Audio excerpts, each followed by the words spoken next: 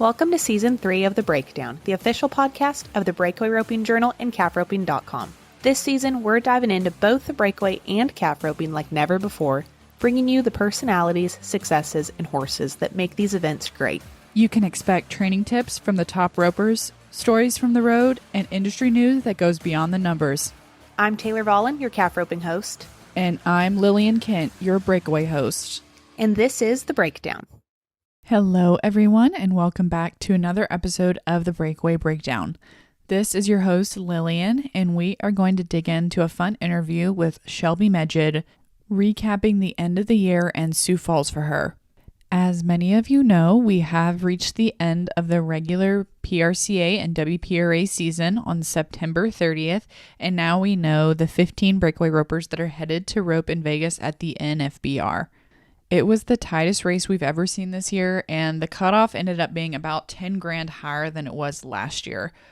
Not only that, but the top 7 are also over $100,000 in earnings, which is absolutely insane, with Danielle Lohman and Ricky Fanning in number 8 and 9 with $97,000 each.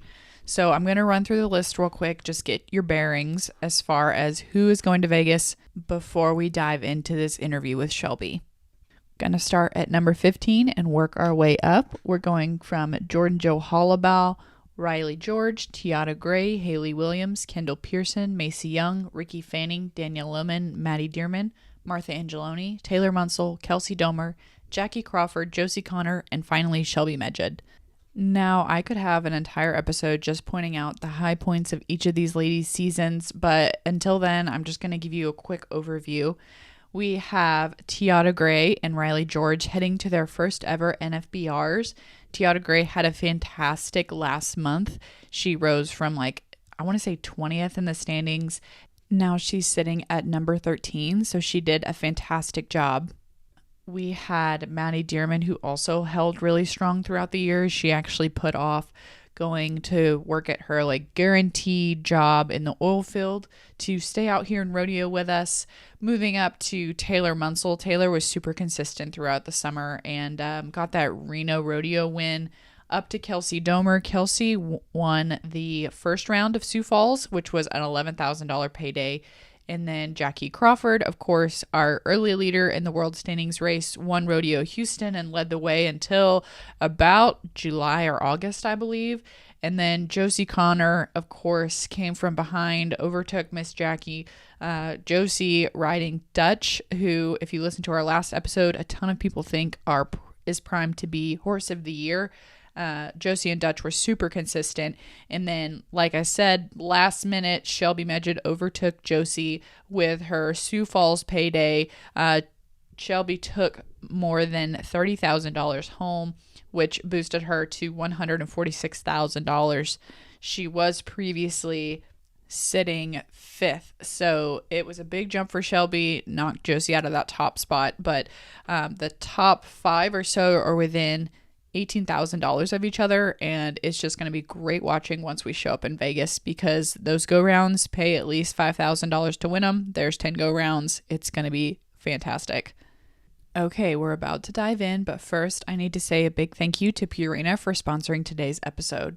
A little later in the show, I'm going to tell you about Purina's really cool program called the Feed Finder, where you can put in your horse's information and get the best Purina feed for your horse.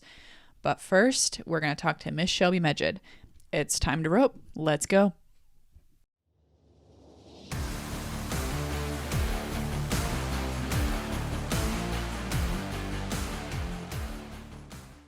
Well, hello, Shelby. Thanks for taking some time after your busy weekend to chat about Sioux Falls and the top 15. Thanks for having me. Perfect. Well, we'll jump right in. First of all, kind of talk to me a little bit about the lead up to Sioux Falls. Kind of tell me about your journey to get there and then kind of how you were feeling going in. I was a little bit stressed to even qualify for Sioux Falls. Like I said, I didn't really have a great year. I feel like I let a lot of really good opportunities slip this summer. So I think I ended up maybe 8th or something to get into Sioux Falls. So after I got that deal sealed, I went home and I guess after Albuquerque or after Pendleton, went straight home and practiced as hard as I could because I knew that Sioux Falls was going to be my last little kick at the cat for me to have a chance at a gold buckle. Yeah. And were you in Montana or did you go back home to Texas?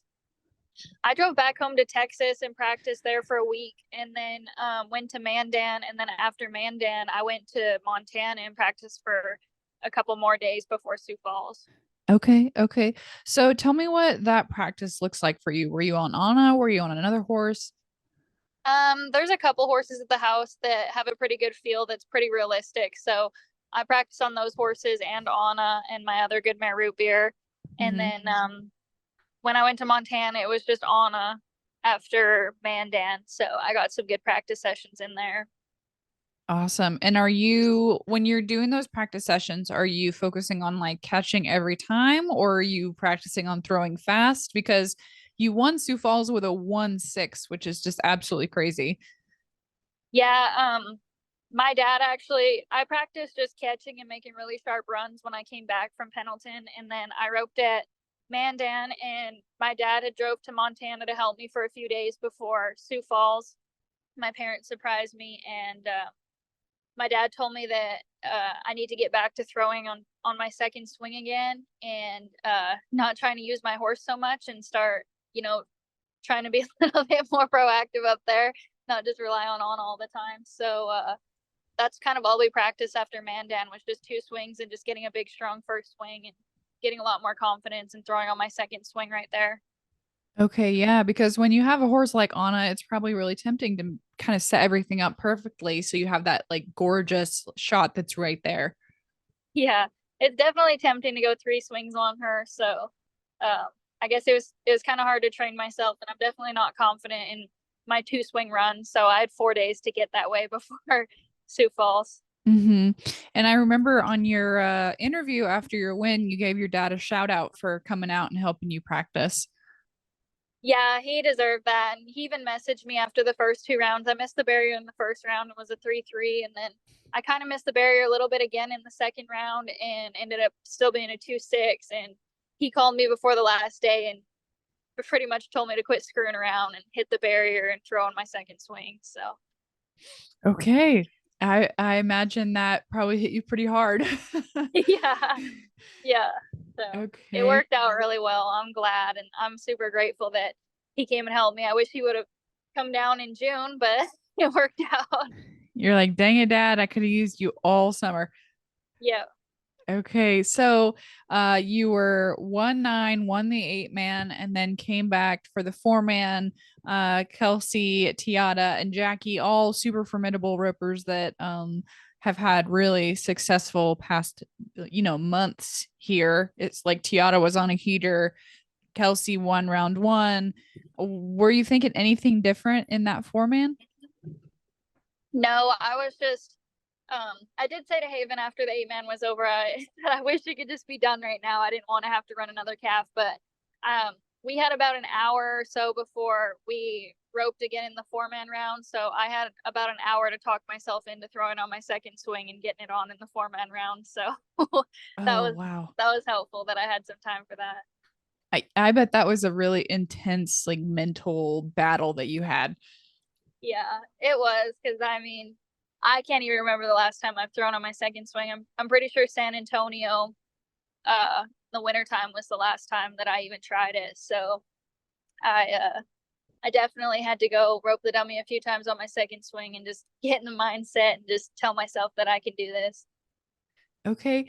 Well, I coming from my perspective, I noticed that you roped the calf with a really, it looked like a big loop caught him around almost the chest, and then you drew your slack fast enough that, everything worked out. Kind of talk me through that in like more technical terms, I guess you could say.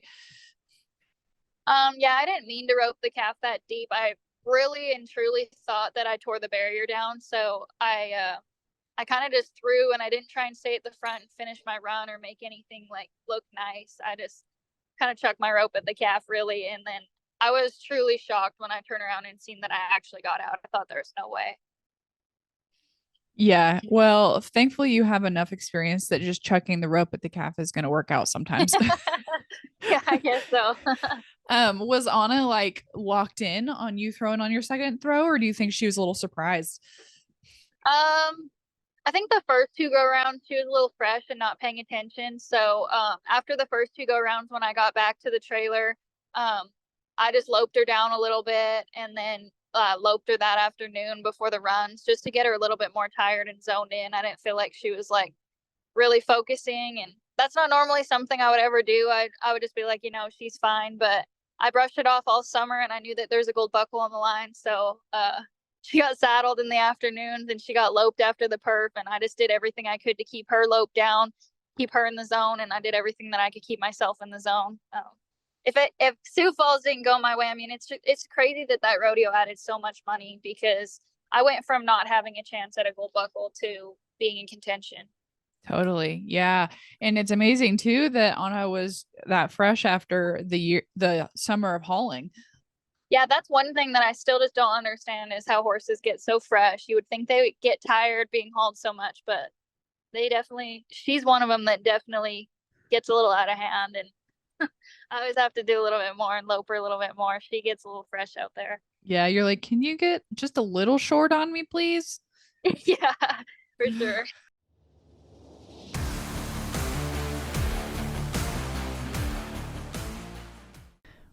We're going to take a quick break from today's episode to tell you about our sponsor, Purina.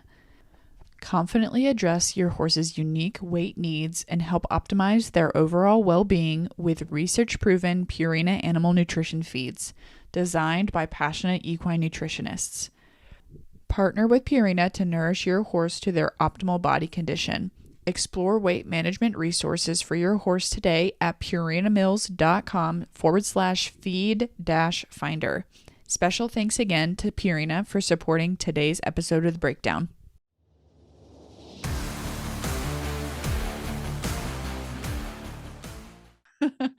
Okay, so you kind of mentioned this, but like you said, you were battling all summer. You said you didn't have the winter that you wanted.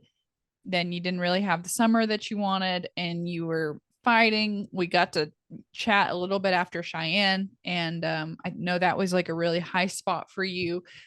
It hasn't been easy throughout the year. Have you had your eye on number one, or have you just been taking it one day at a time? I've definitely had my eye on number one, and I kind of feel like that's what got me a little bit, was just really focusing on where I was at a little bit. But at the same time, really, I think that if it's your time to win, it's your time to win. And the only thing I did stay true to was I kept my head down, and I try not to get too down on myself. I tried to stay really level headed, and I knew that if I worked hard and just stayed at it and stayed after it and kept a positive mindset, that my time was going to come. And if my time didn't come, then I was going to be extremely grateful to be out there, and super excited to watch the girls whose time it was to win. I absolutely love it. And like you said, it's hard because you need to be looking forward and hopeful and positive, but you also can't beat yourself up too much when it doesn't go your way.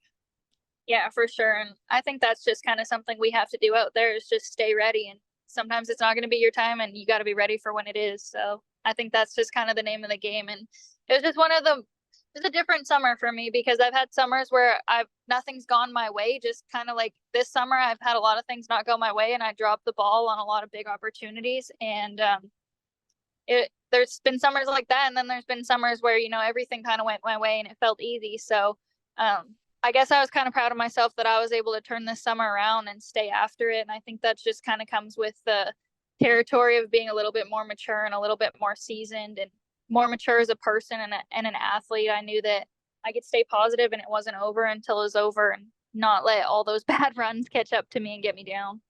Absolutely. There's something that our team was kind of talking about. Casey Allen does the barrel racing stuff, and we were watching San Bernardino and Poway to kind of see how the barrel racing was going to play out as far as the top 15. And even like in the breakaway, watching Stephenville wrap up, it really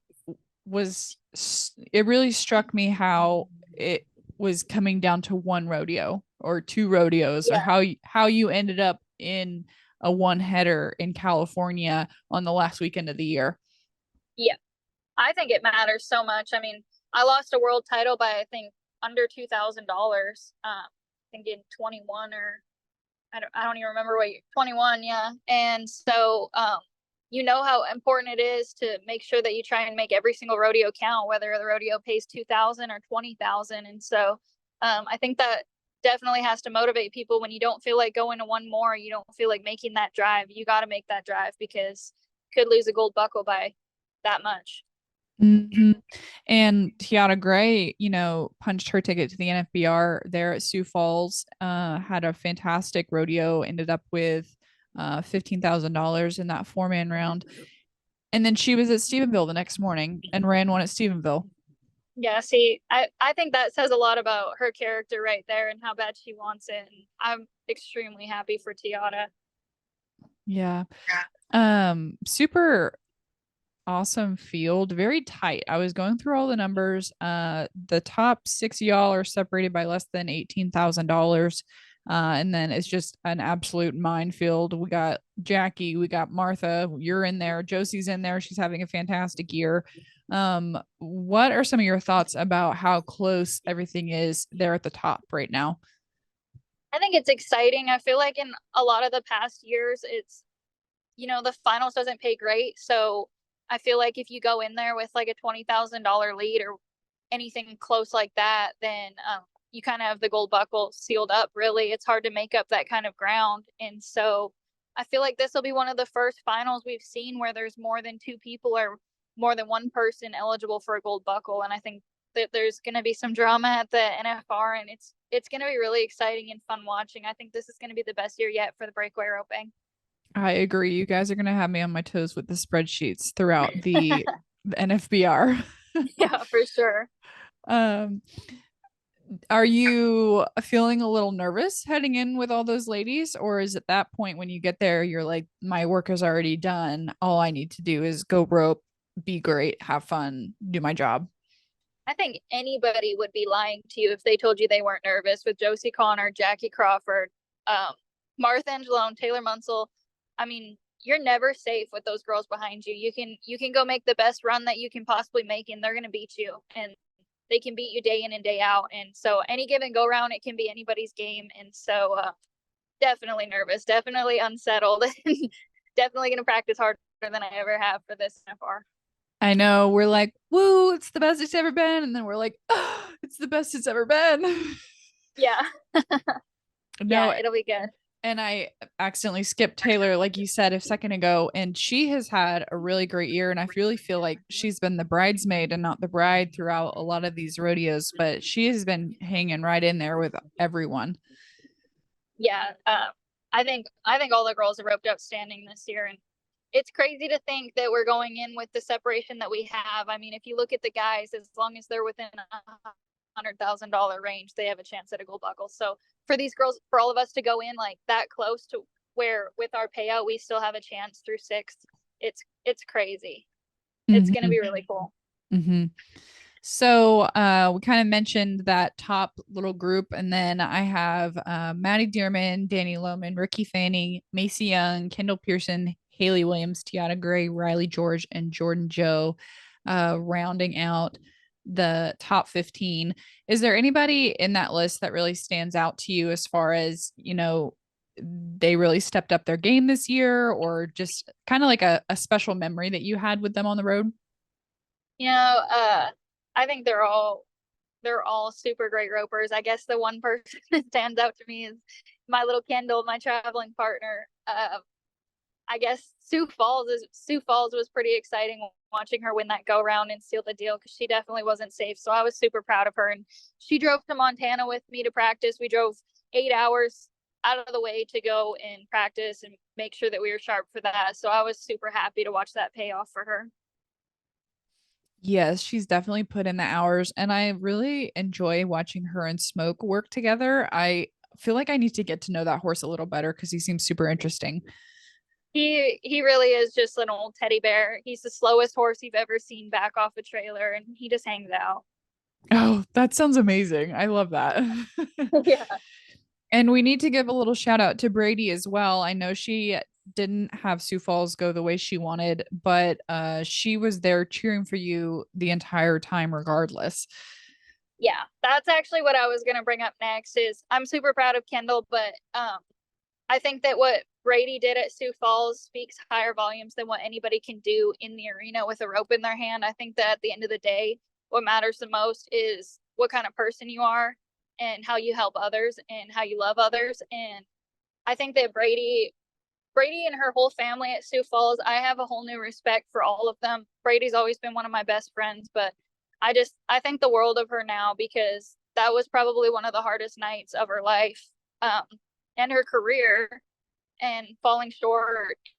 And she literally shook it off and was cheering for me like nothing happened. You never seen an ounce of anything on her face or anything in her demeanor that she was upset. And her family was there cheering for me. They went to the award ceremony with me after, like just a true, genuine winner, really. And I think that just because of that, Brady's going to go really far, and they better watch out for her vengeance. I was gonna say, yeah, and we had Sarah Angeloni miss out, Brady, as we mentioned. So there are some girls that are going to be looking for a little bit of redemption in 2025. Yeah, for sure. Definitely. Hopefully at that Kimes Ranch thing too. I'm hoping Brady gets into that. I hope she gets him for a lot of money in that deal. She deserves it. So tell me what your plans are between now and when you head out for the Kimes Ranch thing in Scottsdale and then obviously up north to Vegas. I'm gonna just kind of try and stay on good horses and try to go to jackpots and try and minimize the young horses I ride, and I guess just practice and try and stay sharp. Okay, so you're not going to be in trainer mode between now and Vegas because you just want to stay in like really sharp rodeo mode. We're definitely going to try and minimize riding so many futurity horses, and we've talked about it already, and we told each other to hold each other accountable and make our good horses priority, and definitely make sure we set aside a practice time at the end of every day and make sure that we're having a practice for ourselves and not just giving all of our time into those young horses.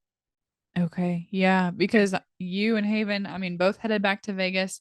And let's talk about side note. Let's talk about the match thing that's going to be going on with Josie and Riley and you and Haven in Oklahoma here in a few weeks. Yeah, we were already joking about that match. We said it's definitely not going to be Shelby against Josie and Haven against Riley. It's Shelby and Haven against Riley and Josie. So we're going to tally it probably as a teams. Have a little Okay. side bet. Yeah, it's going to be super interesting. I can't wait to see how it all plays out. Okay, well, best of luck and hopefully you can get in the groove of prioritizing practice time for yourself. I know it's really tempting when you get home and you have all those really cool young horses sitting in their pastures. So, Yeah, for sure. okay. Sure. Well, drive safe and we will catch you next time. All right. Thank you. Bye.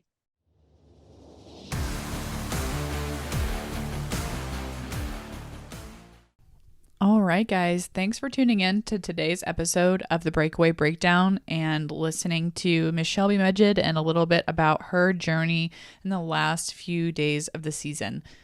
Thanks again to Purina for their support of today's episode. And remember, you can learn more about which Purina feed is best for your horse using their Feed Finder program.